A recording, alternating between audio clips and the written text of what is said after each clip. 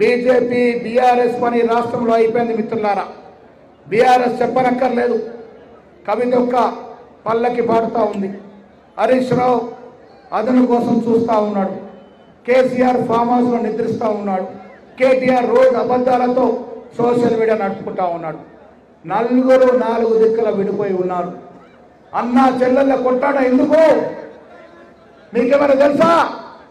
ఎందుకోసం కేటీఆర్ కవిత కొట్లాడుతున్నారు? దోచుకున్న సంపాద వాటాలు సరిగా పంచుకోలేక ఇలా అటుముఖం ఇటువైపు పోరాడుతూ ఉన్నారు.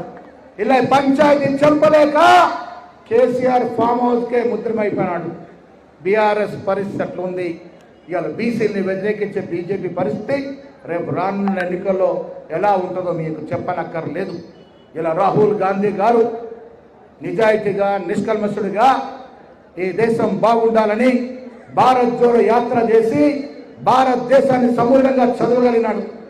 భౌగోళికంగానే కాకుండా సాంఘికంగా, చరిత్రపరంగా, కులాల పరంగా, మతాల పరంగా, ప్రాంతాల పరంగా చదవగలిగినాడు. కాబట్టే జిస్కి జితని ఆబాది ఉస్కి ఉతని బాగేదారి నినాదం తీసుకొచ్చినాడు. ఆ నినాదాన్ని రాష్ట్ర ముఖ్యమంత్రి రేవంత్ రెడ్డి అయ్యుండి కూడా సాకారం చేసి కుల సర్వే చేశాడు. 2 చట్టాలు చేశాడు. చట్టాలు కేంద్రంలో పెండింగ్లో ఉన్నాయి. సుప్రీంకోర్టు సీలింగ్ తీయాలంటే మోడీ ముఖం చాటేస్తున్నాడు. అమిత్ షా ఇంట్లో దాక్కుంటున్నాడు. కిషన్ రెడ్డి దొంగ నాటకం ఆడుతూ ఉన్నాడు.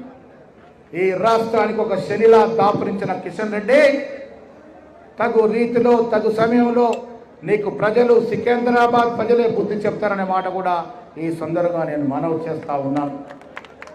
మిత్రులారా, భగవంతుని అందరం పూజిస్తాం. నేను కూడా శివభక్తుని. నా పేరే మహేశ్వరుడు. రోజు శివుని పూజ అయింది నేను బయటకు రాను. కానీ మా జీవితంలో ఎప్పుడు శివుని పేరు మీద ఓట్లు అడగలే.